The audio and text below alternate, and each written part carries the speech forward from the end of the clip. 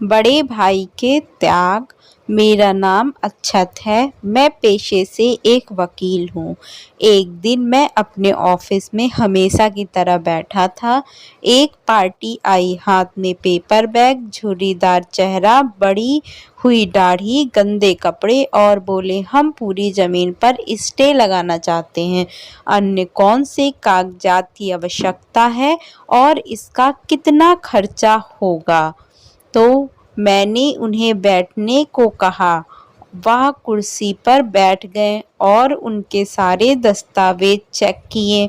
उनसे जानकारी लेने के बाद आधा घंटा लग गया और मैंने उन्हें बताया, आइए आपके मामले पर विचार करते हैं। आप ऐसा करें और 4 दिन बाद वापस आए। 4 दिन बाद पार्टी फिर उसी अवतार में आई।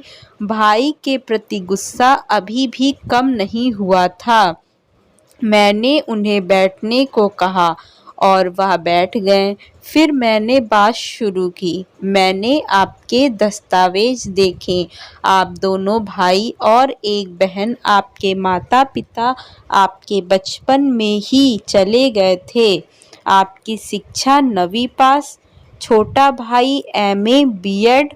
आपने अपने भाई की शिक्षा के लिए स्कूल छोड़ दिया, खेती में लंगोटी पर मेहनत की, नितिन जीजा के कुएं पर पत्थर फोड़े, गणेश बाबू के गन्ने के खेत में मेहनत की, लेकिन भाई की शिक्षा के लिए पैसों की कमी नहीं आने दी। एक बार बहन खेत में गाय भैंस को चरा रही थी। आपका भाई स्कूल से आ गया था। कैसे वह भैंस के पीछे गया और उसे भैंस के सींग लग गए। संपूर्ण शरीर खून से लथपथ हो गया था। आप उसे कंधे पर उठाकर नजदीकी गांव में ले गए। वास्तव में उस समय आपकी उम्र भी कुछ ज्यादा नहीं थी। आपके भाई ने बीए में एडमिशन लिया। आपने फिर से जोरदार श्रम करना शुरू कर दिया, लेकिन अचानक उसे किडनी की समस्या होने लगी। बहुत सारे अस्पतालों में इलाज किया, बाहर का भी किया, लेकिन कुछ असर नहीं हुआ। अंत में डॉक्टर ने किडनी निकालने को कहा। अफसर बनने के बाद बहुत घूमना पड़ता है, काम करना पड़ता है। तुम्हें हमसे ज़्यादा तकलीफ होगी। हम खेती में रहने वाले लोग, हमें एक किडनी होगी तो भी चलेगा। ऐसा कह कर आपने अपने भाई को एक किडनी डोनेट कर दी। आपकी पत्नी ने नहीं कहने के बावजूद आपने किसी की न मानी। भाई एमए की पढ़ाई के लिए हॉस्टल पर रहने गया।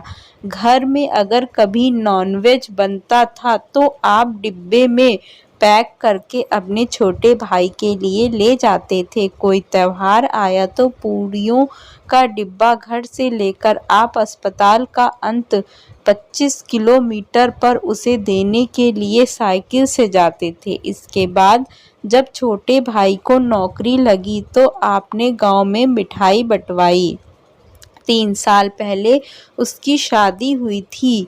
भाई को नौकरी मिल गई, भाई को शादी हो गई। अब तुम पत्नी बच्चों के साथ सुखी रहोगे। लेकिन हुआ उल्टा कि शादी के बाद से भाई घर नहीं आता। बुलाते तो कहता, मैं अपनी पत्नी को वचन दिया है, घर पर पैसे देता हूँ। पूछने पर कहता है कि कर्ज है और पिछले साल नागपुर में फ्लैट लिया। पूछा तो बोलता है कि कर्जा लेकर लिया है। सब कुछ कहने के बाद मैं थोड़ी देर रुका और फिर कहा, अब आपका कहना है कि उसने अपनी कमाई का लिया हुआ उस पर स्टे लगाना है। उसने जल्दी से कहा, हाँ बराबर। तभी मैंने कहा, स्टे लागू किया जा सकता है। भाई द्वारा खरीदी गई आय का हिस्सा भी आपको मिलेगा, पर आपके द्वारा दान दी गई किडनी वापस नहीं की जाएगी। अपने उसके लिए जो जीवन बिताया वह आपको कभी वापस नहीं मिलेगा।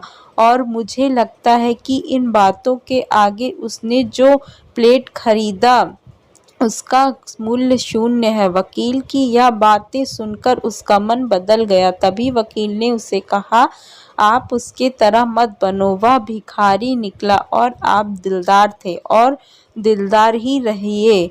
देखना आपको किसी भी चीज़ का कोई कमी नहीं होगी।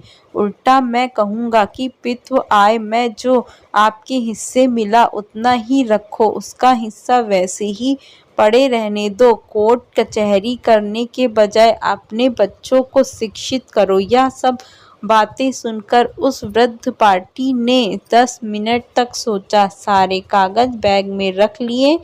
अपनी आंखें पोंछते हुए वह बोला, चलता हूँ साहब।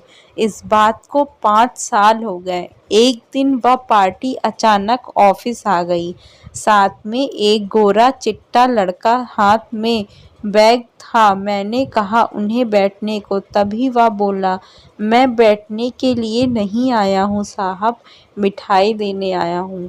यह मेरा बेटा न्यूजीलैंड में रहता है, कल ही आया। अब गांव में 3 मंजिल घर है, 8-9 एकड़ खेती ली है। आप बोले थे ना कोर्ट कचहरी के लफड़े में मत पड़ो, इसलिए तभी से मैंने बेटे की पढ़ाई का रास्ता पकड़ा और मेरा सब अच्छा होता चला गया।